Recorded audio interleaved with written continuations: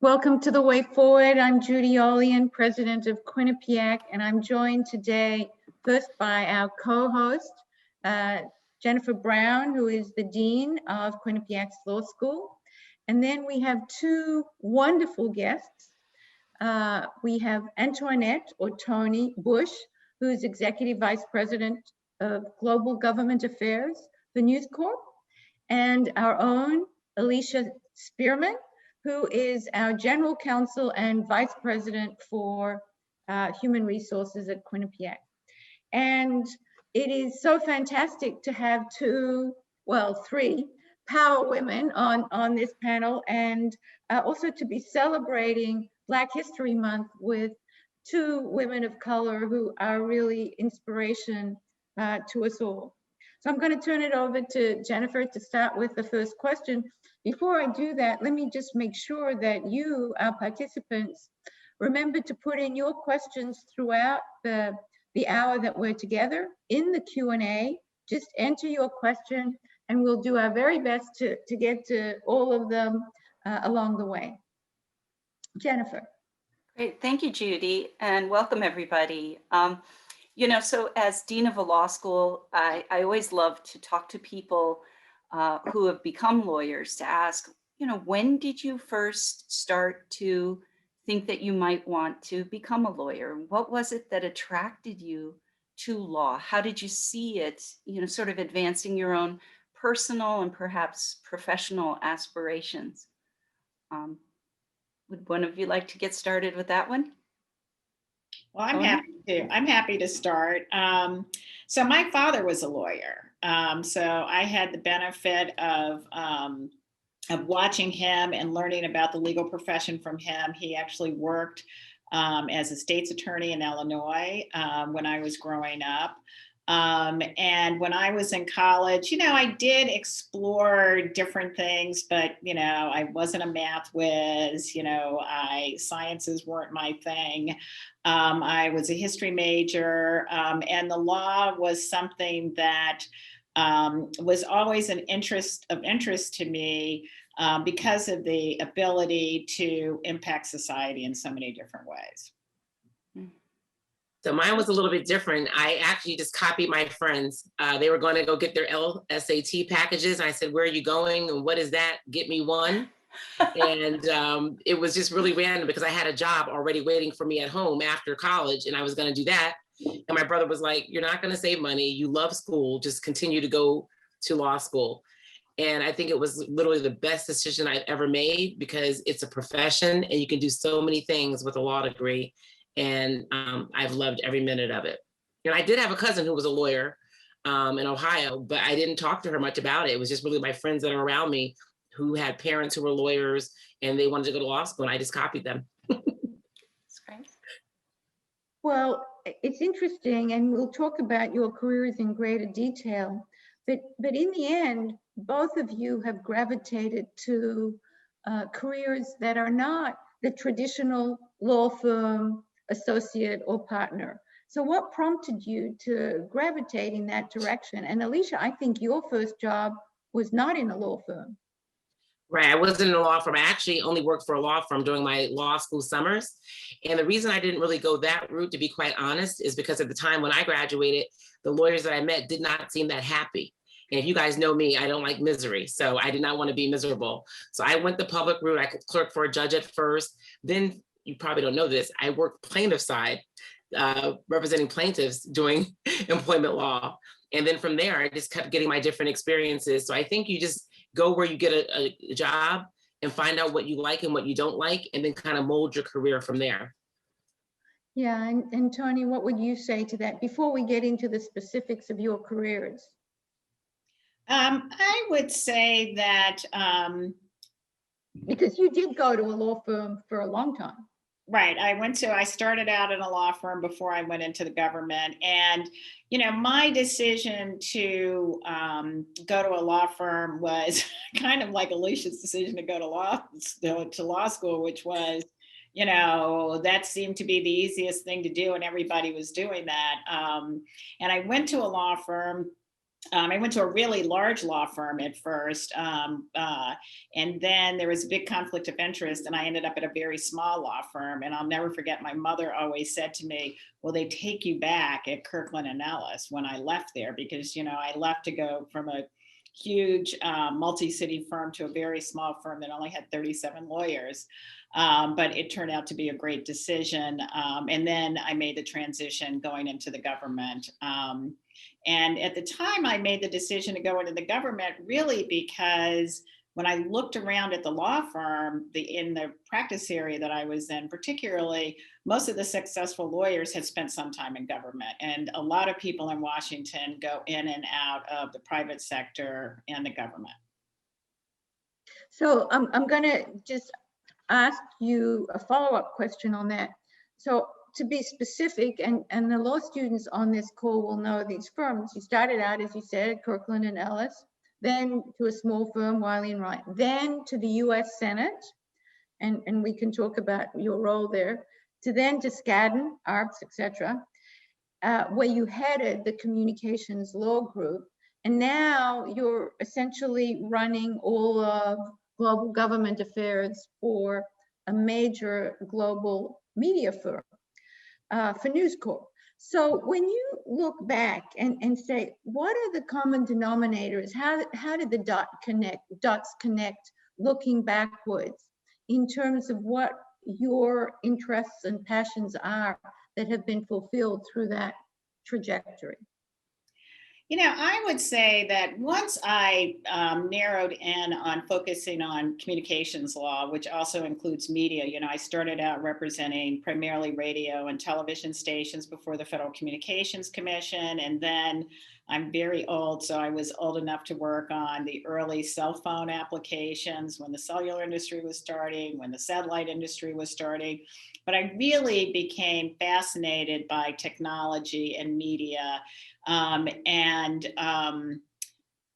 a lot of my career was focused on that, how the law and policy was going to evolve as we had new technologies. And I know it seems like, okay, I made this big leap from that to going to like old media to the newspaper industry. But actually at the time that I joined News Corp, News Corp really is at the intersection of the transition from print to digital, and interaction with the large tech platforms, Google and Facebook, how we're going to make that transition. So, I would say the common theme is that, I decided I wanted to focus on technology, how technology was going to be integrated into our lives, from a legal and regulatory perspective. And I've sort of continued on that trajectory.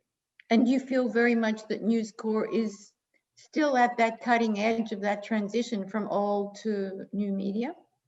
Yeah, I think so. One of the things, for example, the Wall Street Journal famously, even when everybody started giving their content away for free to Google and Facebook, the Wall Street Journal kept their paywall, right? We've always had a subscription model for the Wall Street Journal. And you probably all notice now that pretty much that's the direction that all newspapers and magazines have gone, is moving to subscriptions. Because as we've moved into the digital world, and the traditional advertising market has really gravitated towards Google and Facebook, who really dominate that market. Companies had to figure out another model. And fortunately, we already had the model of the subscription model, which is supplemented by advertising. But also, the digital marketplace is a very different marketplace for news. And so, it's, for large newspapers like the Wall Street Journal, the New York Times, the Washington Post, who do in-depth investigative reporting, it is really critical that we figure out how to get this right. Well, thank you. And just, I'm reminding everyone to go into the Q&A and enter your question, and we'll definitely try and get there. Back to you, Jen. Sure. So in a little bit, I do want to kind of touch back on this idea of the frontiers of law, Toni, because you've clearly worked on them. But just before we go there, I kind of want to loop back on this idea of indirect but purposeful career paths and ask Elicia, because, you know, you begin at the FBI, right, with the highest security clearance that exists, right? You then go on to nonprofits, you go to corporate settings in legal departments, and then into human resources until finally you join us here at Quinnipiac. And so I guess what I'm interested in hearing from you is how you see your legal training preparing you for these varied and really expansive roles. Thanks, Jen. I will say, I know I made the comment about the firm that I didn't want to go to a firm, but I do recommend that my mentees go to a firm and get legal training. I do recognize that value. But for me, because when I started with the CHRO in Connecticut, limited resources, I had tons of cases thrown to me. So it's like trial by fire. But as you can understand, as a dean of a law school, Jen, my litigation practicum in law school was everything. I had clinics. And I learned how to do my lit files in my clinics and interact with people. That proved to be invaluable when I first started with the government. And the FBI, you're right, top secret security clearance, traveling around the world, defending the FBI, got more and more employment law experience. And then I had a call from Children's Hospital in DC. Can you come in-house and be our general counsel? And so you have to be a little bit flexible, because at that time, and Toni, I'll age myself as well, when they had beepers, right? So the attorneys in the office, we all had a month call. So even though I wasn't a corporate attorney per se, I was a labor and employment expert, we had to deal with, blood transfusions and Jehovah's Witness and all different types of the law. So you have to, when you're on call, you got to be the lawyer and kind of, expand. But I think really it's just like each opportunity, building my skill set and learning what I like and what I don't like. And it's just held me in good stead to be able to be industry agnostic, right? I really don't care what industry I'm in. It's about understanding what makes the industry work. Obviously, I had a passion for every place I worked, honestly. Being at QU, it's fascinating because we're grooming lifelong learners, and we're grooming people who are going to be in the workforce and be global leaders. So that's extremely exciting to me, because I love people and human development and seeing people succeed. So I hope that answered the question. It does. And if I can't just follow up, Judy, one of the things we say in law is that if there's one central skill, it's issue spotting. And I just wonder if that resonates for you, Elicia, and for you, Toni, as you've moved from one area to another, that the lawyers are there to spot the issues, and we hope to answer them too. Yeah, I think also people don't underestimate the fact of our analytical training. The way that we're trained in law school, I took it for granted. It was like all my friends are lawyers, not all my friends, but the ones I went to law school with or college with. And, but then when you start working in different environments and you have that analytical mindset and you're able to issue spot, right? So you have to react to a lot of problems, but your weight in gold is when you're proactive, when you keep seeing a recurring problem and then offer up a solution. So, I love the law though. I'm a law geek, so I'll stop talking. Yeah, I think that's a really important point, is that, legal training teaches you how to look at, to identify the problem, look at it, and then come to a solution. And sometimes that requires you to look out of the, four corners of a particular page that you're working on, and to be creative. And one of the things I suspect is true for both of us is that the breadth of experiences we've had have enhanced our problem solving skills. And I would say that the other skill that I think is really important is the ability to articulate the problem and the solution in a way that people can understand it. The public speaking skills that you get as you're training to be a lawyer, whether it's, the Socratic method in the classroom where you have to, talk about the issue out loud, participating in moot court, debate, all of those skills, I think, are also critical to success in whatever you do. I want to just follow up on the points that you both made, and the breadth of your experiences that are brought into your problem-solving skill sets. one of my friends, Peter Guber, who was actually on one of these way forwards, talks about the fact that traditional careers are thought of as if they're a narrowing pyramid, when in fact you should think about a pyramid as an inverted triangle, where you're constantly broadening your skills. And as you say, Toni, bring the issues to bear from all of the experiences that you've had. So don't be afraid of moving laterally, because that is in fact an expansion of your career. And I hope Elicia won't mind me saying, but if we hadn't combined the role of general counsel with vice president for human resources, I doubt seriously that you would have considered our role, because you wanted to bring all of the skills to bear. Yeah, I mean, as a labor and employment lawyer, I didn't know this when I was a younger lawyer. Most people segue, or employment lawyers segue into HR roles. And then when you offered them both, I was like, both my passions, legal and HR, like it was impossible to pass that up, because it's just such both areas. You have to be reactive to a lot of issues, but if you stop and think, you can do policies that are so impactful. We've done, Bobcat for our retirees. So now they're going to have a golden ticket and they can go to any athletic game if there's availability, right? That's just something that we just made up, because you care about your people, you're thinking about them, you're respecting the people who've worked for a long time. I mean, there's so many things that you can do. So the combination of the role, I really appreciate that I was given this opportunity to do both at Quinnipiac, in the hometown where I grew up. So I'm going to go to a question from our audience, from Angela Maddie. Thank you, Angela. This is directed at you, Toni. She says, Attorney Bush. Could you comment on your time on the Senate Commerce Committee staff? And would you recommend that students at some point pursue that kind of public policy angle in their career? How did it enhance yours? Thanks, Angela. Well, I think that the time I spent in the Senate was transformative to my career.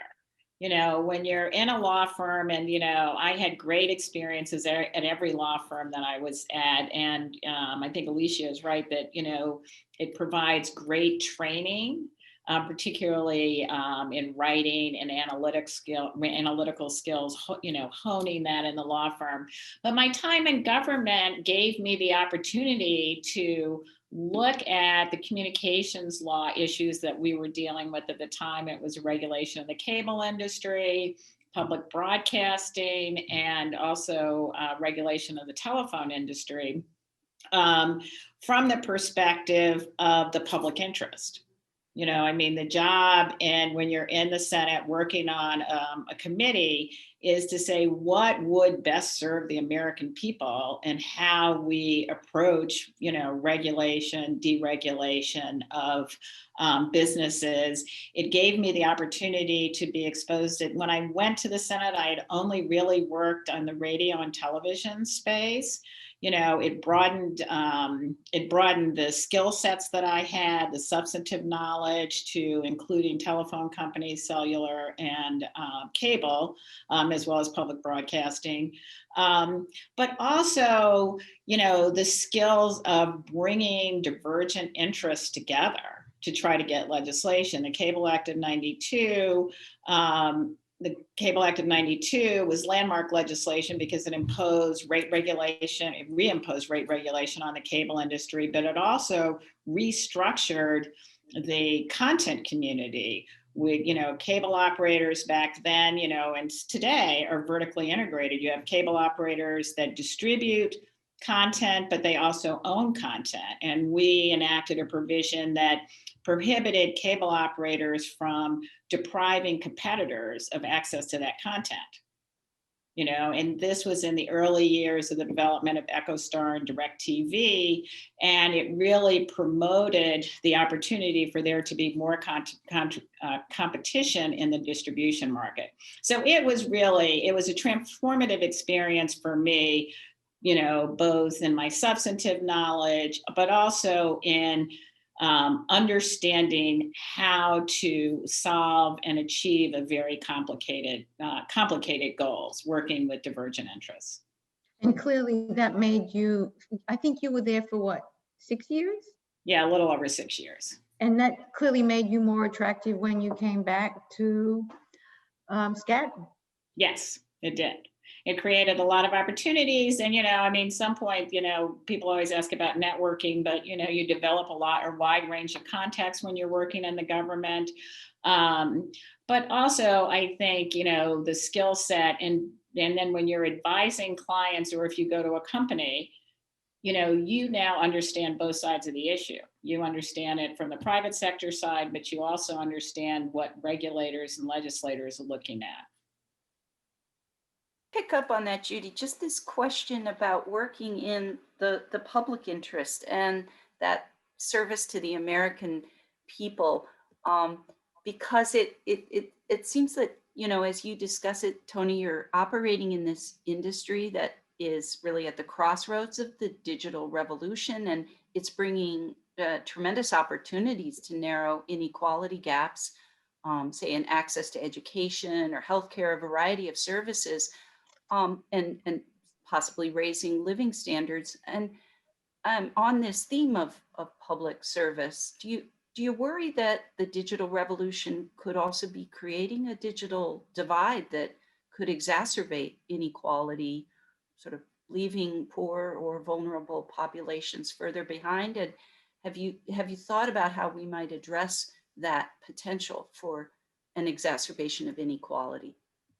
It's funny you say that. I was actually just on a panel where I was talking about that last month. And even though it's not in my core, work every day, more in my nonprofit and public interest side, it is a huge challenge. And I think the COVID pandemic has highlighted that, the challenges facing low income and poor communities and getting access to broadband, high-speed internet, the lack of, equipment, and what a difference that makes. I think it's going to be an important issue to be addressed. And I think that, while there are many terrible things that have happened as a result of COVID, the one thing that I am hopeful is that governments at the federal, state, and local level have recognized the critical nature of expanding our broadband system to rural areas, making sure that low-income communities have access. And, we even see companies in the private sector really stepping up to try to address this. But, my hope is that, in the next 4 years, one of the things that we're going to see are dramatic changes in this space. Elicia, let me pick up on what we asked Toni, and because you've worked all over the place in a sense. We mentioned the FBI, we mentioned Children's Hospital, you've worked in the private sector at Aetna, at Hubble, at Electric Boat. Now, and actually Children's Hospital was a nonprofit, and now of course in the education sector.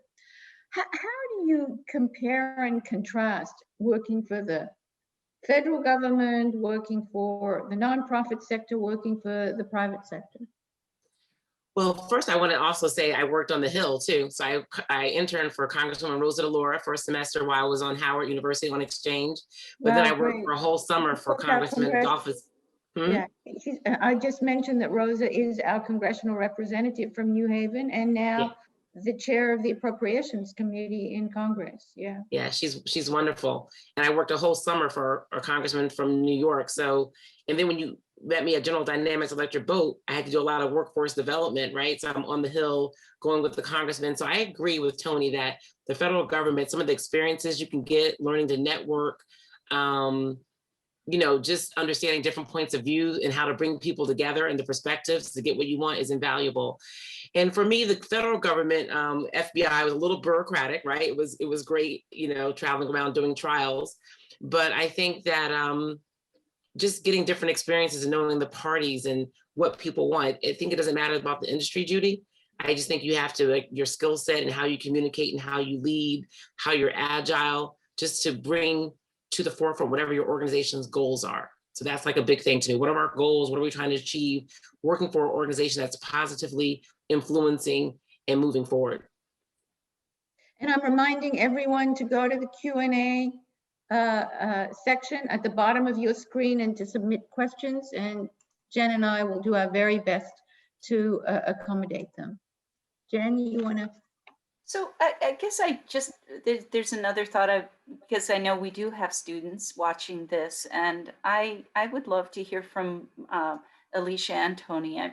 When people come to ask you for advice, and I imagine they do from time to time about possibly pursuing a career in law or in the legal industry in some way, what kind of, I mean, not only what kind of advice do you give them, but also what kind of questions do you ask them sometimes about themselves or to help to guide them in these decisions? Toni, you want to go? Me? You can go first. Okay. First of all, I always encourage people to go to law school because I think your opportunities are so vast, right? You could have a law degree and be a lawyer practicing in a firm, practicing in the government, private, nonprofit, but you also can be a chief operating officer, an executive director of an agency. So it really just gives you wide open because people know that you've taken the time and you have this great analytical training. And so I kind of went into it naive. I copied my friends, but when I thought about it, I was like, wow, you know, I could go to court and maybe write a brief that's going to win for my client. Like, that's kind of how I thought about, like, I'm going to win or helping people. And I think there's just so many, from civil rights to just, you know, there's so many topics like tax law, real estate law, media, I mean, on and on and on. So, you know, what's your passion? What do you like to do? Not everyone's going to be a litigator in the courtroom, right? But then there's people doing transactional work. That's extremely important. You can change lives and you can help your overall community be better by, you know, your legal expertise. So I would just ask them what their passion is. And it's going to be hard, right? First year is the worst year in law school. It's extremely hard, but we've all gotten through it and you'll get through it as well. You know, it's interesting that you said, what questions do you ask? You know, I ask, you know, if they have a passion or an interest. I mean, a lot of people talk about the importance of following your passion, but sometimes, you know, people don't know what their passion is yet. And one of the benefits of law school and summer jobs, and even early in your career, I mean, you know, as you've seen, the two of us have had multiple jobs throughout our careers. And it is not uncommon for, you know, lawyers to frequently change jobs. And it's okay. You know, when I first started practicing, I thought I wanted to be a litigator. And then when I got to, you know, because it was so much fun in law school, you know, moot court, you know, trial practice, I loved all that. But then when I got to the firm and I actually did some both on the corporate and pro bono side, I kind of felt like this wasn't for me. And so I tried out a couple of areas and ended up in communications law. So it's okay not to know what you want to do. If you do know what you want to do, then it's important to try to pursue that. I just want to emphasize that point, what Toni just said, because I worked on the Hill for the Congress people, because I thought I wanted to be a Congresswoman. Once I had that experience, I knew that wasn't for me, right? And you're not always going to know. I have a little cousin who's like, I don't know. I'm like, just start somewhere. Like, try this to see if you like it, because knowing what you don't want to do is as important as knowing what you want to do. So I know nowadays people declare their majors and they're supposed to know where they're supposed to go. It's okay if you don't know. Just start somewhere, get your experience, because your internships and talking to people may help you figure out what's really for you. Excellent. Toni, I'm going to ask you, because you happen to be steeped in the media industry, and the Wall Street News Corp owns obviously the Wall Street Journal, but a lot of other major news publications all over the world: the New York Post, Barron's, HarperCollins, the major media in Australia and the UK. And yet we're in an era where people seem to be dividing themselves politically and dividing themselves around what media they consume, with folks trying to separate fake news from the truth, overcoming the notion that media clearly leans either left or right.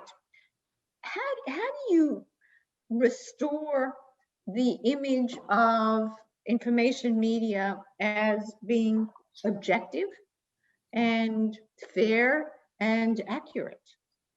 Yeah, I think that one of the challenges that we have is that, um, I think a lot of it has to do with the transition to digital. And, I don't want to totally blame the tech platforms, but, there is this concept of clickbait, that the way platforms, Google, Facebook, Twitter, the way they make money is by grabbing people's attention. And so, in order to do that, they need sort of more and more outrageous content, right? Because a lot of people are going to click on, a story, that's salacious, or, it's not just timely news. And so the challenge, I think, is going to be, and I think there's a lot of focus on that. In Australia, they're looking at changing the laws to actually require the tech platforms to pay newspapers. And, some people may have followed the fact that, Facebook last week decided they were going to block people from sharing any content from newspapers. And a lot of people pointed out that by blocking newspapers, you are actually blocking, the one really legitimate news source for information. And I think the other problem is that people have confused opinion with news, right? Opinion is not news, right? And so that, anybody can go on and say whatever they want, but that doesn't mean that it's necessarily news. And so I think that this debate that the newspaper industry is having, and they're having it globally with the tech platforms, is the goal of promoting, real journalism, right? I mean, all newspapers have opinion sections, but they also have just the general news. And I think it's very different than what you're seeing on cable, which, cable news channels have moved more in the direction of opinion and not news. And so I think that we're in the midst of this debate. And I think it's going to be really critical for us to have a world and a digital world where there's an opportunity and we have an economic opportunity for news services to survive, and that will reward in-depth journalism and investigative journalism. And I recommend that those who are interested in this follow the recent News Corp tussle with Facebook and Google in Australia about the provision of or the transmission or dissemination of the print media on their platforms, and how that's compensated. But I think your point is that this notion of eyeballs has exacerbated the lack of objectivity in news just to capture sensationalism, to catch eyeballs.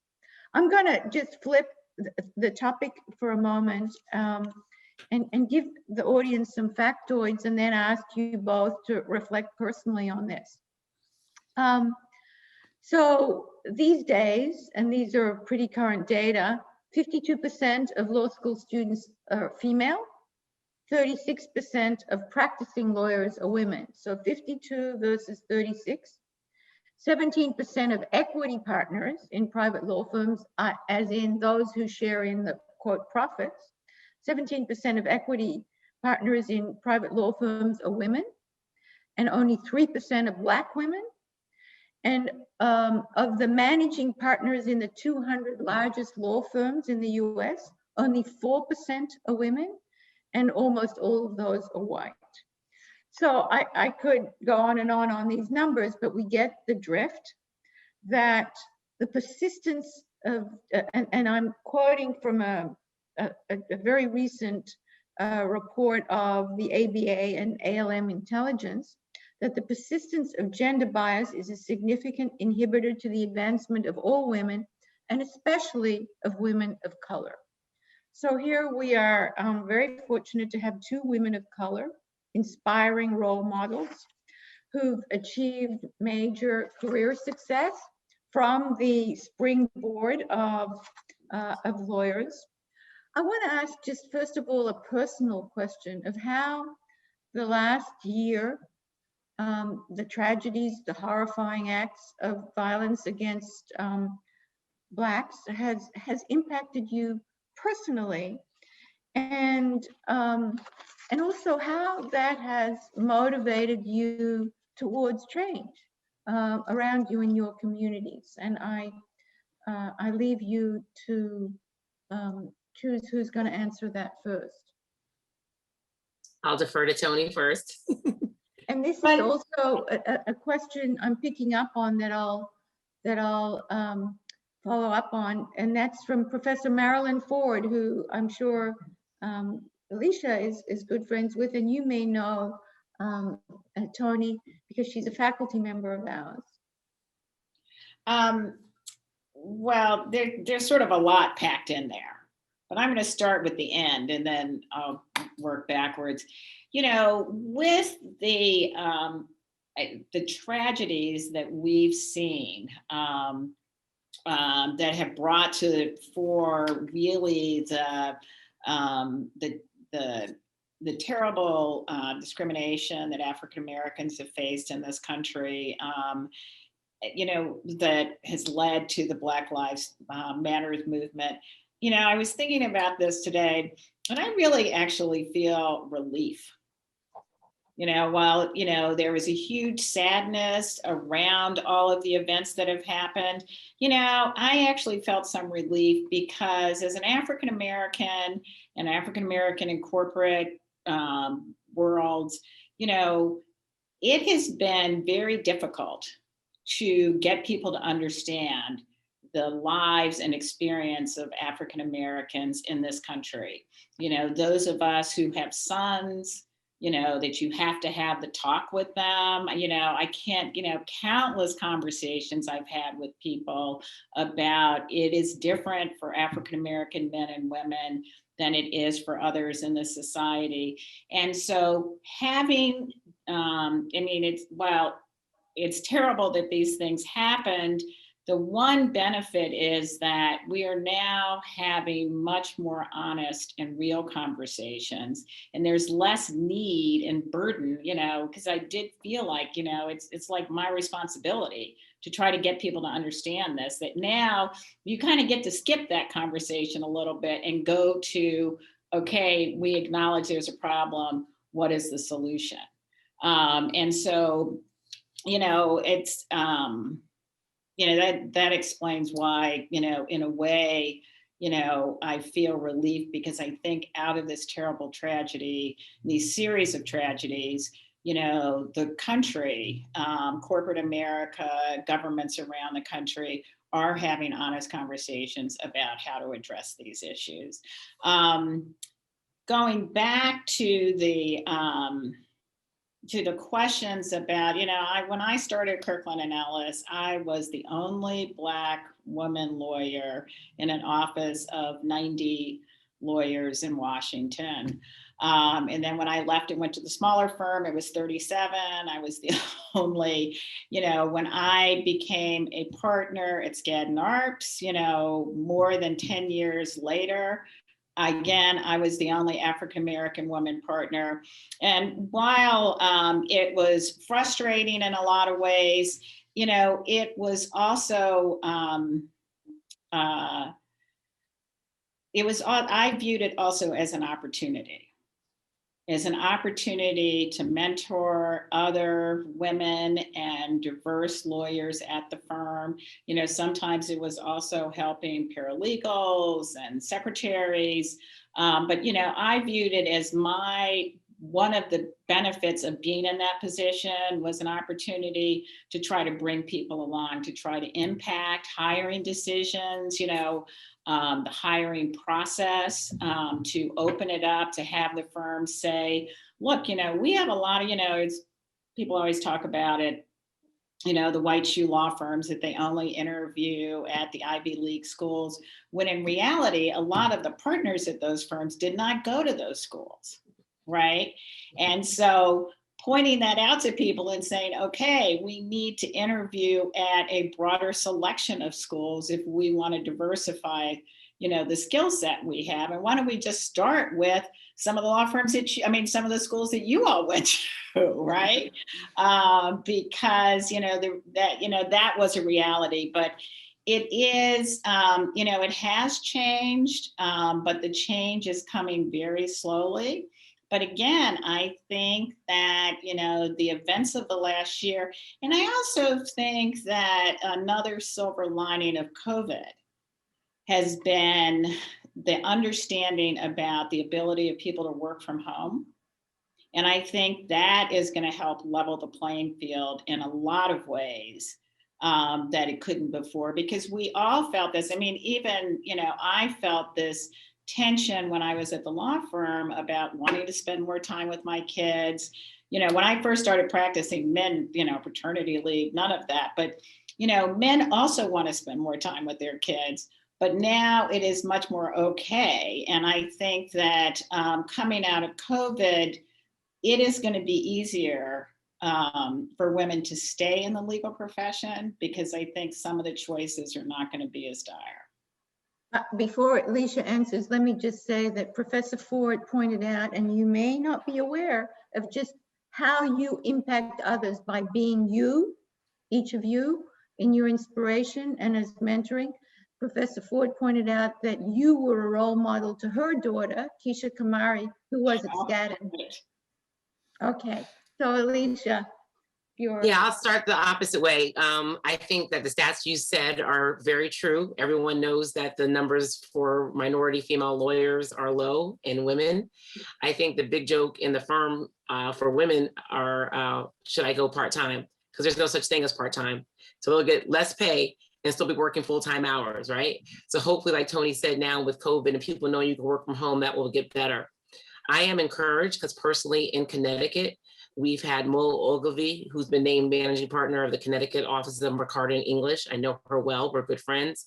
Leander Dolphin just got to be named one of the managing partners of all of Shipman and Goodwin, right? And then you have equity partners like Britt Marie Cole Johnson at Robinson and Cole. So finally, people are getting their recognition.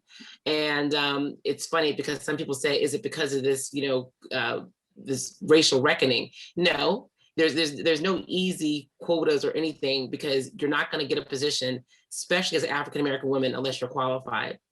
I think that firms, this is not rocket science. That's why I never wanted to do diversity and inclusion work, because the science has been out there for 30 years, what to do to make a change. And it's business sense to have a diverse law firm and organizations, because that's what your clients look for.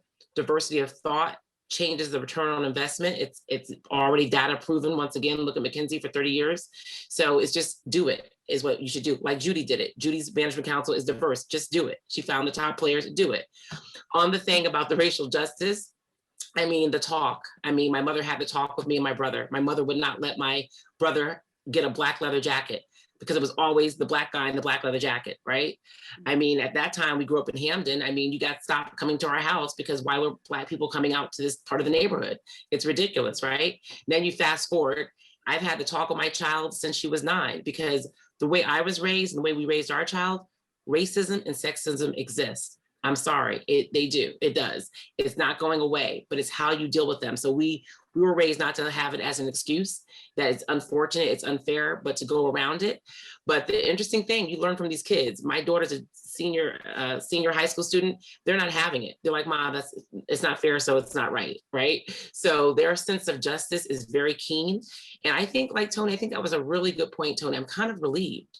Like now people can finally talk about it, because with the George Floyd, it was so egregious, right? It was so heart-wrenching that a lot of people are talking, like, have you had these experiences? People don't know the experiences I had, because I don't talk about them, about getting spit on the bus at school. I don't talk about, being the first person of color here and there, because I just go in and do the Elicia thing and get my job done. But that is an extra burden if you ever want to talk to your colleagues about how you're perceived and what that may mean in terms of your compensation, you getting an extra raise in corporate America. You really got to fight for it. Even though I know I'm doing better than my colleagues, I have to fight fight for it.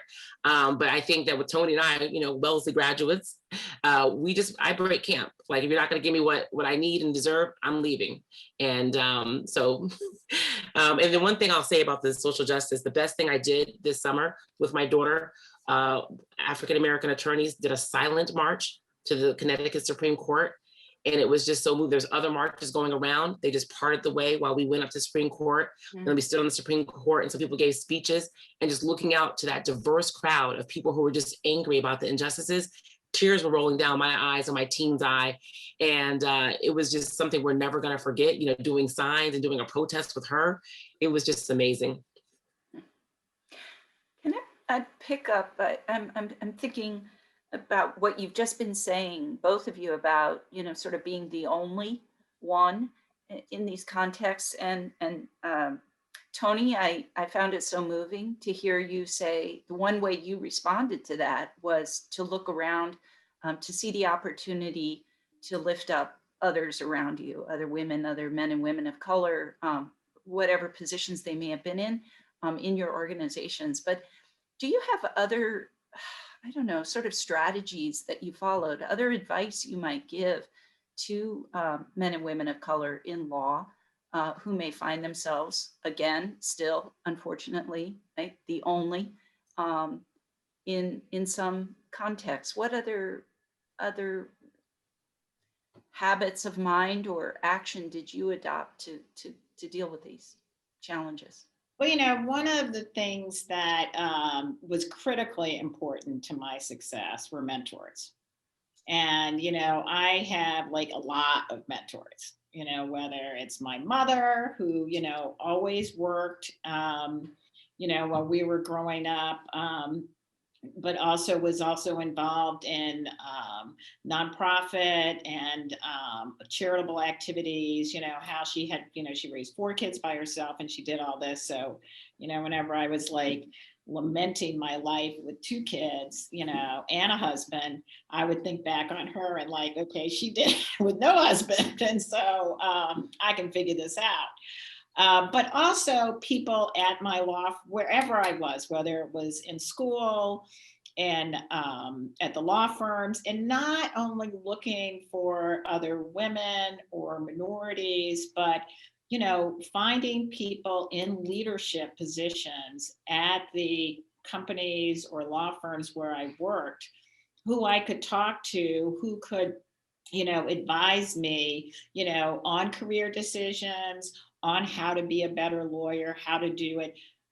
That to me was critically important to my success. And, I continue to rely on various mentors, as I move forward in my career.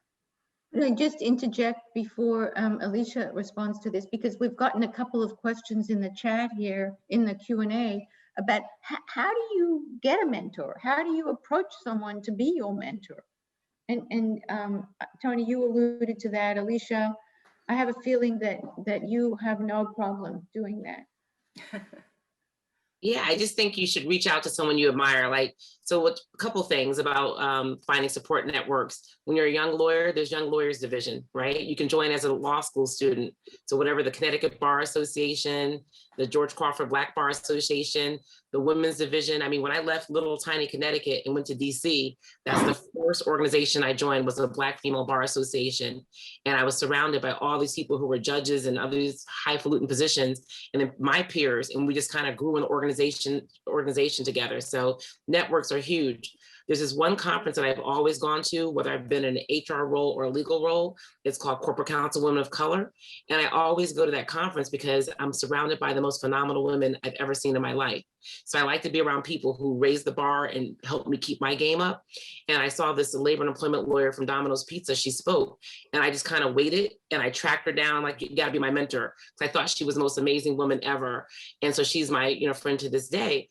And I mentor a lot of people too. You have to give back, because not everyone has had lawyers in their family for generations, and they don't know which way to go.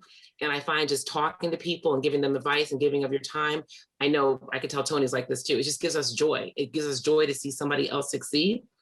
And I also have a personal board of directors. They're not all lawyers. My 2 best friends here in Connecticut, one's an educator and one's in healthcare, because they know you.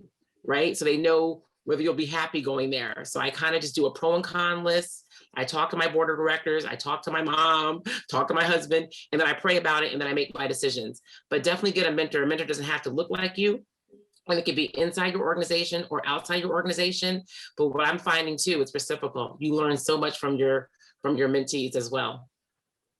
And if I could just add, it doesn't have to be, I mean, when I, first started Kirkland Ellis, one of my mentors was just a friend who was 2 years ahead of me, but she was also the only Black lawyer at another firm, about the same size in Washington. And so sometimes I would just call her, because sometimes you just need somebody to say, like, am I crazy? Or, how should I respond to this? But the other thing is identifying what your interests are and participating in activities wherever you work. Whether it's, like a couple of my mentors from Skadden, I developed because we all happen to be morning gym rats, right? And we would go to the gym and work out, and so I kind of got to be friends with them. And then one of the people ended up being the head of the Washington office for Skadden Arps, but it didn't start out that way. It started out with, he was running another practice group. And we just got to be friends because we like going to the gym, or, if you have other hobbies or interests, pursuing those and identifying people. But then the other thing, which I can't emphasize enough, is asking people to be your mentor, or going to people. You don't have to say, I wanted you to be my mentor, but you could say, I saw X and, I'm really curious why you made that decision, or, or I have a problem, can I talk to you about it? And be tenacious, because I remember one time someone asked me to be their mentee. I'm like, I'm so overwhelmed. I'm so busy. I don't have time. And she just kept tracking me down. And that was the best lunch we have. We're still friends to this day. She's an amazing young woman. I'm glad that I've been able to, help her in her life. So sometimes people will say no. I've been told no, but maybe if they're really somebody you role model or admire, keep asking them.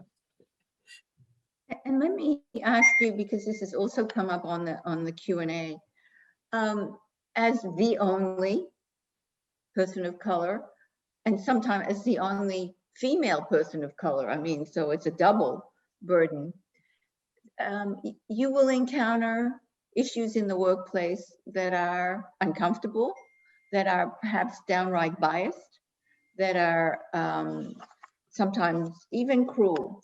The last way forward we had was with Charles Sayre, who had written this book, You Got This Kid, and he had these analogies to how you operate as a young professional. And one of his analogies was the armadillo, that you got to develop thick skin like an armadillo.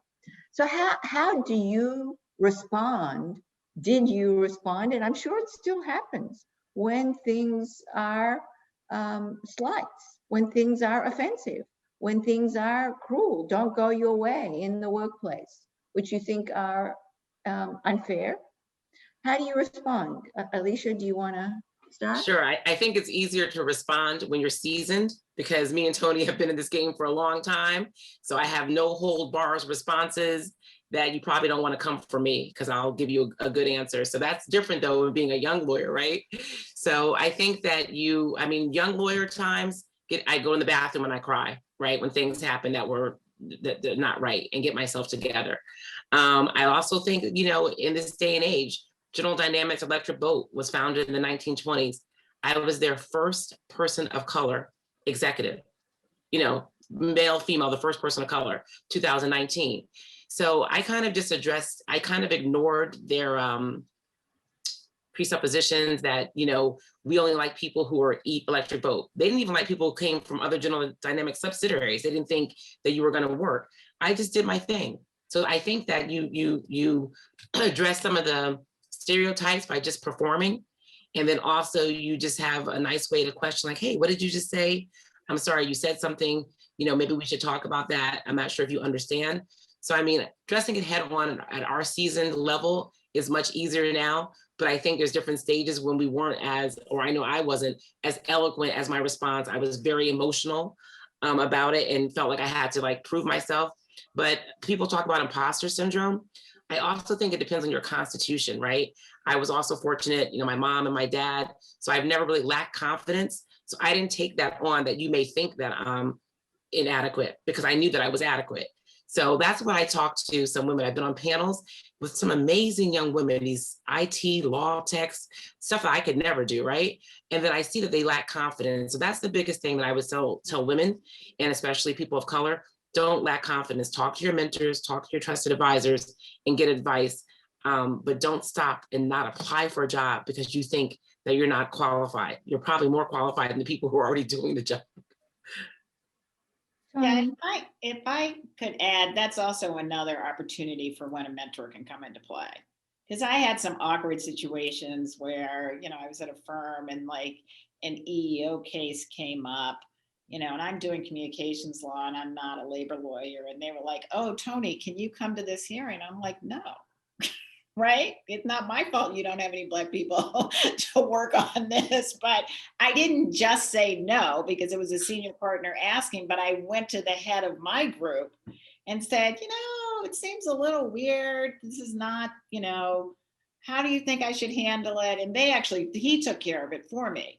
But as a more senior lawyer, I would have been more comfortable saying, no, I don't think that's the right thing. But, again, that's another role where mentors can help. And then I can't emphasize enough what Elicia said about, being confident and going after things. I think for women, and I think this goes back to, some of my Wellesley training, which is that I felt that the women, when I was in law school, the women who came from single sex schools were really aggressive and very comfortable in the Socratic method in class. I could be wrong, but I wasn't backing down, right? I was going to keep going and you got to prove I was wrong, right?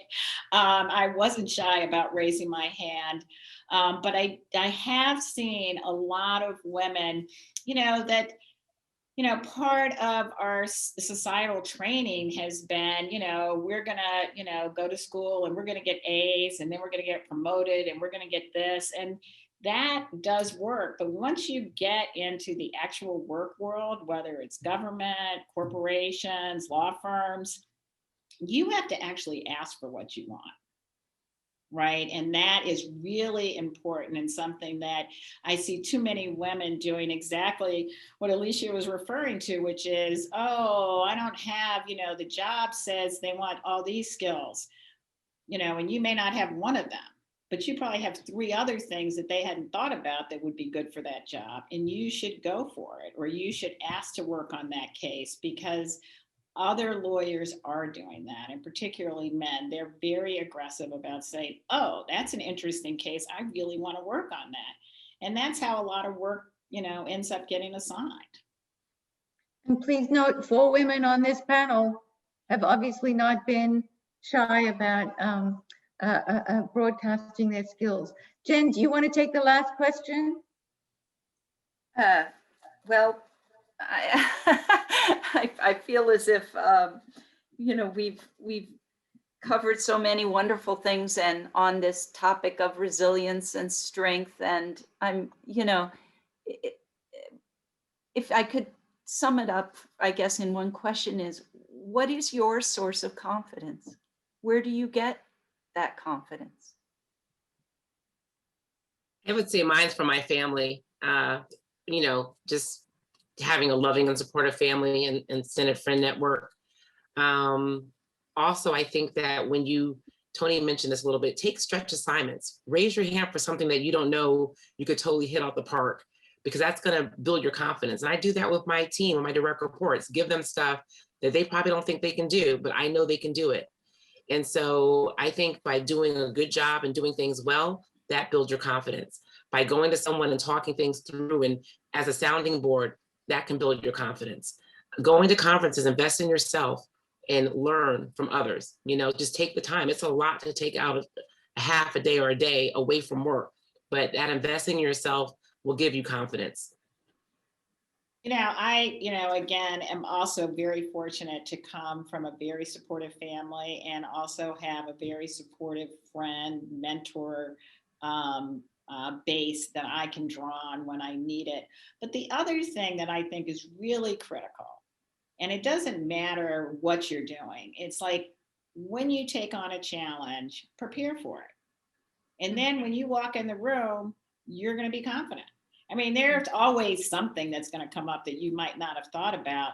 But if you have prepared for whatever you're going to do, whether it's meeting somebody, a job interview, a client meeting, whatever it is, prepare for it. And then you don't have to worry about that part of it, right? And you can really just be present and be yourself and do your best. Okay, I lied when I said this was the last question. I'm going to ask you in 30 seconds each, because it so happens that you're both Wellesley graduates. And I want to ask you, in my interest of having lifetime alumni who stay connected and are lifelong learners, what has been your connection to Wellesley as lifelong graduates? Toni, you want to go with me? Well, I both Wellesley, and I have to put a plug in for Northwestern, where I went to law school. I have, good friends from both schools. I participate in reunions and other activities. I will say I'm a little more active probably at Northwestern for a variety of reasons, but one is sort of the fact that I have, my career has been rooted in communication law, and there are a lot of people connected to that space who actually went to Northwestern. But I think it's really important to maintain ties with your alma maters.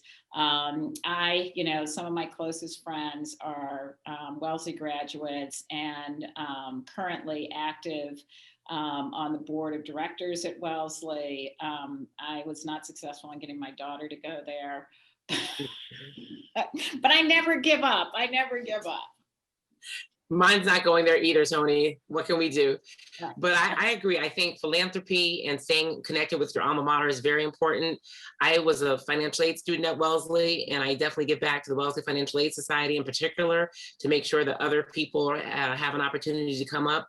And so whether it's $10, $100, $1,000, wherever I go, whatever institution I work for, to help the institution have longevity and attract students and people to work there, I think you should get back to your institution. So for me, it's reunions. I'm close to Wellesley. I go to the reunions often. There's also Facebook group alumni groups, and they have fascinating book clubs and different things like that. So anything that you can connect social media with your university, it gives you energy. You meet people who came behind you, people who came before you.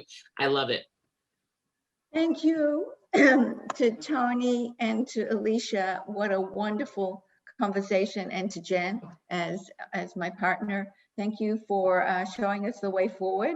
And I know that you will be impacting many women and men who are lucky enough to be your mentees, to be inspired by your role models. So thanks so much, and be well. Thank you. Thank you. Thanks.